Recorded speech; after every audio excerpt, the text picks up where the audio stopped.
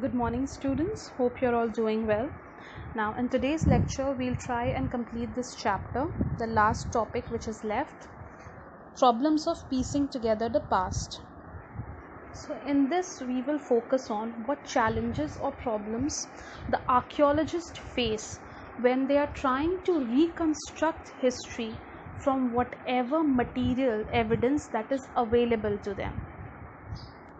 So for this, first we look into what are the tasks in front of archaeologists after they have carried out excavation. So the first thing is they carry out excavation. We have already covered that part. The second thing, now that the field work is over, okay, the excavation part is done, these artifacts need to be classified. Okay, whatever artifacts have been found, they need to be classified, and there are several bases for classifying these artifacts. We'll look this in the next part, and then we try to arrange these artifacts or put them in a chronological order. We try to give them a time frame. Periodically हम लोग उसको arrange करते हैं, so that we can get a cultural sequence out of it. That means which culture used which artifact or object, and this all can be put down in a time frame. And in the next step, the archaeologists try to compare these artifacts found in different places to see if there is any similarity or any linkages that can be drawn from this comparison. Okay, for example, it is because of this comparison, comparing the copper that was coming from Oman, or the trade between Harappa and Mesopotamia was concluded from this fact because of the comparison. We were comparing seals, Harappan seals that were found in Mesopotamia, Mesopotamian objects that were found in Harappa. So this comparison of artifacts will lead us to arrive at a conclusion that yes, there was trade happening between these two places. So the final step is, once you have compared these artifacts, you will try and make some sense of it by arriving at a conclusion. And when all this thing is done, whatever facts that the archaeologists have gathered, they will be studied by historians, and these historians will then do what is known as history writing. They will try to make sense of these facts, and then this is their job, to write history with whatever data has been handed over to them by the archaeologists. Now we will look more closely into the second step that the archaeologist had to undertake, that is classifying the finds. Now whatever artifacts were found, they were classified on two bases. One is materials from which the items was made. Now these materials you have already known or studied before. They could be precious, rare, or they could be commonplace materials. Okay, precious or rare such as gold and the different semi-precious stone, and common including clay and stone. So materials were categorized on the basis, artifacts were categorized on the basis of materials from which it was made. Now second way of classifying artifacts is on the basis of function that these artifacts serve. और ये कैसे पता चलता है?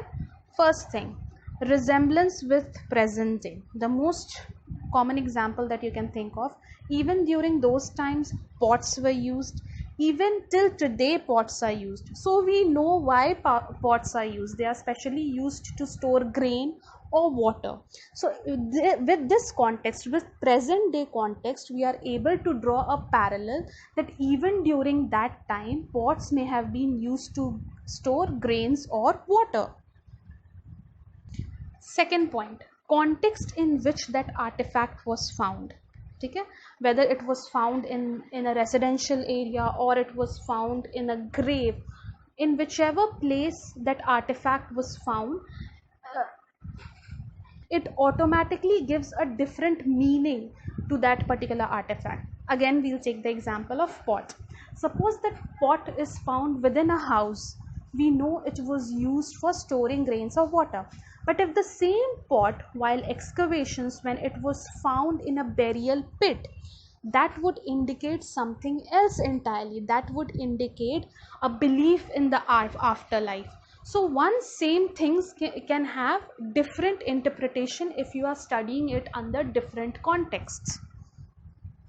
And the final way of arriving at the function of the artifact would be from indirect evidence, when we try to infer something. See, an example of this is already given in your book. That was cotton cloth. We know that the Harappans, obviously, till then, the people of Stone Age, they used to wear clothes too, but these clothes might have been from animal skin that was sewn together.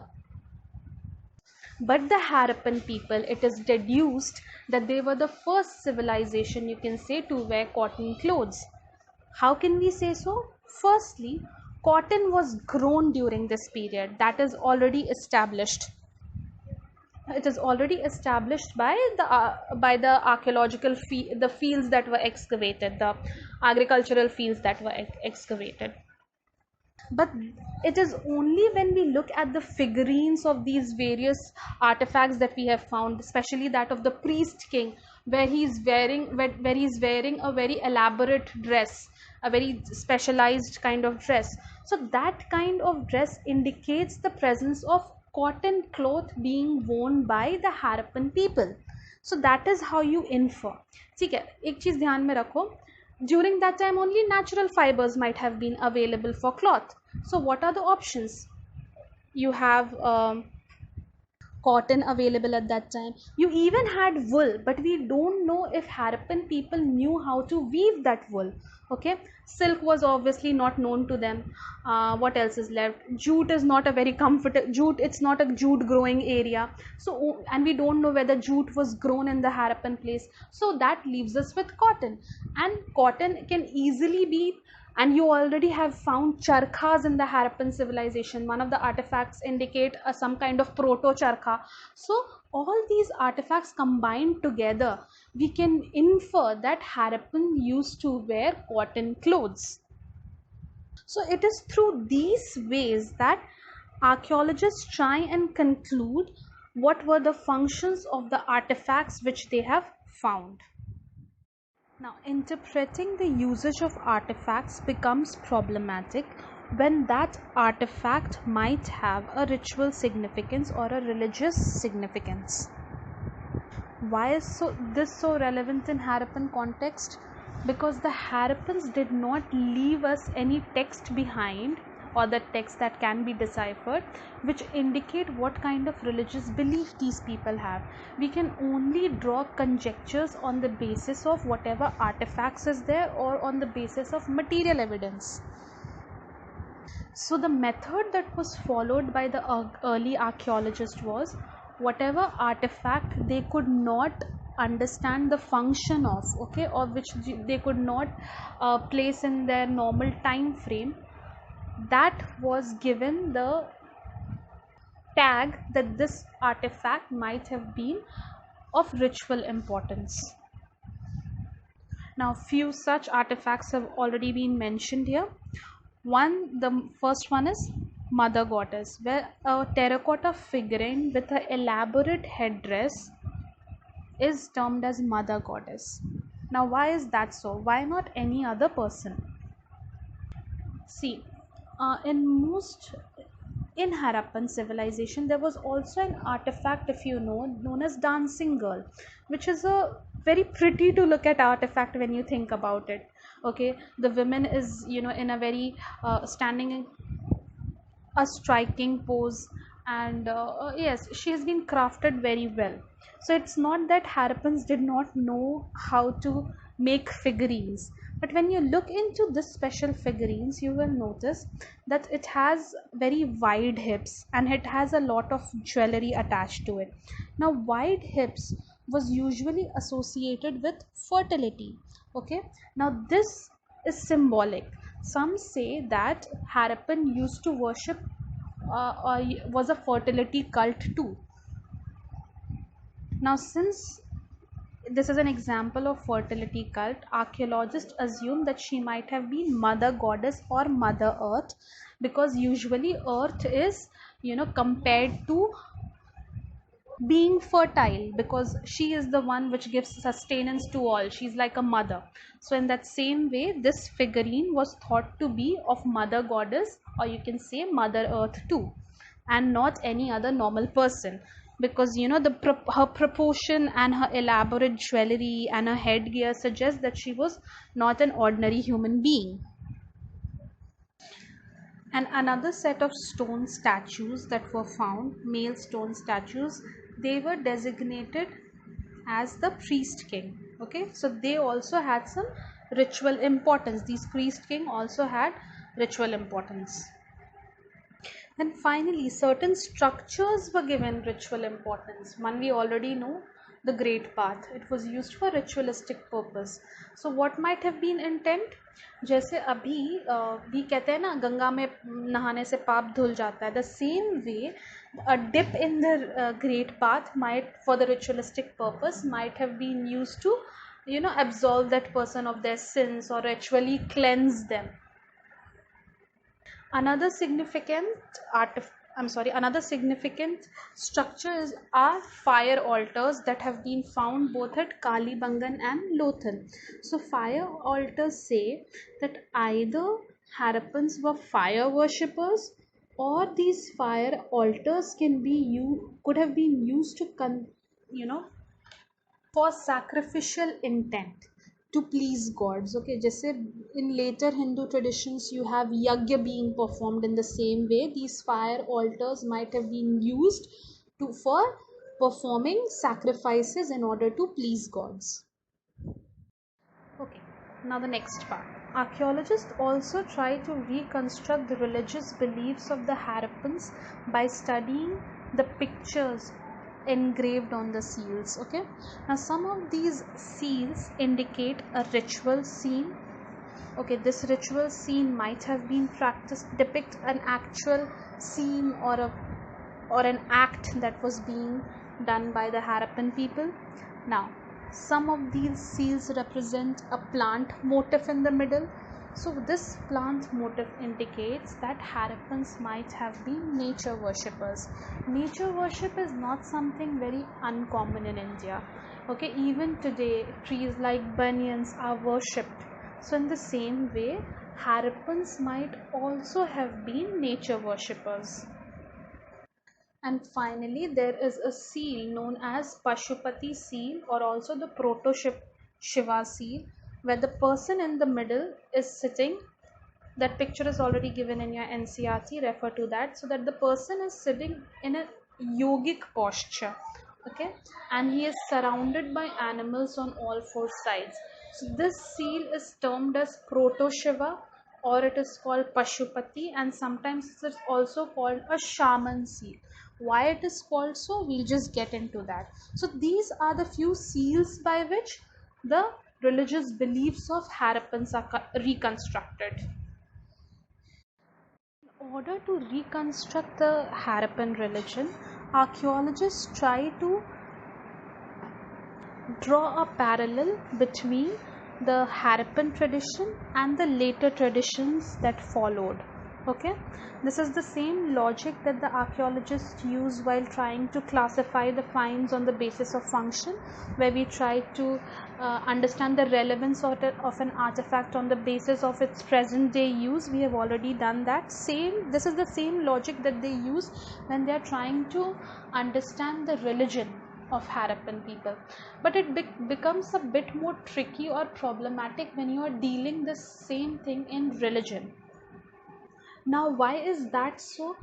Because see, the religious beliefs of a particular set of people doesn't remain stagnant. Okay, it keeps evolving. It is not stagnant. And sure, some ideas may have been transferred on to later cultures, but some might not have survived. Okay, some ideas might have just died down, some religious ideas. So we can't figure out those religious ideas which have not survived the modern times. Okay, so it becomes a bit problematic there. You know, two such things are mentioned in your book. Kindly pay attention to that. First thing is the conical objects that were found in Harappa. These conical objects were made of stones, and they were identified as linga. Okay, the same linga, even in today's time, Hindu people, they worship Shivling, you know that. So these conical objects could have been linga, indicating again their phallic worship of Harappan people, or their uh, that adherence to fertility cult, or these stone objects might simply have been board games used by the Harappan people. See, India is a land of, you can say, where board games is continuously or over the centuries has been practiced. People have used it for entertainment. You know about Mokshpat, the modern form of snake and ladder, or even Chopad. So all these board games, though they are followed much later in Indian tradition, but we can conclude that board games is something that the Indians or people living in India are familiar with. Okay, it might have been used for entertainment purpose. So this is the problem. That conical stone could either have been linga, or indicating phallic worship or fertility cult, or it can be a board game. So it becomes problematic there. Now the next problem comes when archaeologists are trying to understand the proto Shiva seal, or also known as the Pashupati seal, or you can say the shaman seal. Now what is the problem? The seal as depicted, the person in that seal as depicted, is sitting in a yogic posture. So it is assumed that person knows yoga. Okay, that figure knows, is aware of the yoga postures. Next, he's surrounded by animals. Okay, now Pashupati, if you break down the word, Pashu means cattle and Pati means overlord. So it looks like this person is also a Pashupati. He is the overlord of the master, or the master of the animals that are surrounding him in the seal. So this person knows yoga. Okay, he is aware of the yogic posture. He is also an overlord of cattle. So these traits, this being Pashupati as well as being yogic, are the same traits that after, you can say, 2000 years, after 2000 years, that is when the AD part of timeline begins, when the Puranic culture begins, are the same attributes that has been given to Shiva, Lord Shiva. So he is also known as Mahayogi, obviously you know that. Then he is also known as Pashupati. So the seal depicting this person or this figure can be called Proto Shiva. That is why this name Proto Shiva was given to that seal, because he shared similar attributes to the Shiva, Lord Shiva of the Puranic Hindu tradition. But problem कहाँ आता है? Harappa और Puranic tradition के बीच में जो Vedic age था, okay, that Vedic age had Shiva known as Rudra. Now, this Rudra Lord, he did not possess these characteristics of being either a Pashupati or a yogic. So, the problem says that since there is no direct link, okay, direct link है ही नहीं वैदिक as में और ये Puranic tradition और ये में, तो it is Puranic tradition and Harappa में. So it is very much possible that this proto Shiva seal might not have been Shiva at all, but another person known as a shaman. Shamans are generally people who have magical powers. Even in tribals or tribal culture, shaman held a very important place. So it is possible that this proto Shiva seal, that this person sitting in that seal, that figure sitting in that seal, might not have been Shiva or any version of Shiva, but altogether a different person who might have the same characteristics as that of Shiva. So these are some of the problems that come when you are trying to identify or correlate a Harappan object with an object, a Harappan tradition or religious belief with that of a modern day religious belief. So when it comes to Harappa, some questions have been answered and some have not been answered. Okay, so this very much keeps the entire context of Harappan and Mohenjo-daro excavation alive, because people are still craving to know more and more answers about it. So with this, we come to the end of your lesson. Kindly read your chapter thoroughly, your NCRT. Even if you don't have the book, read the PDF version along with the uh, slides that I have given. Do your assignments on time, and in the next lecture, we'll begin with a new topic. Okay, bye. Take care.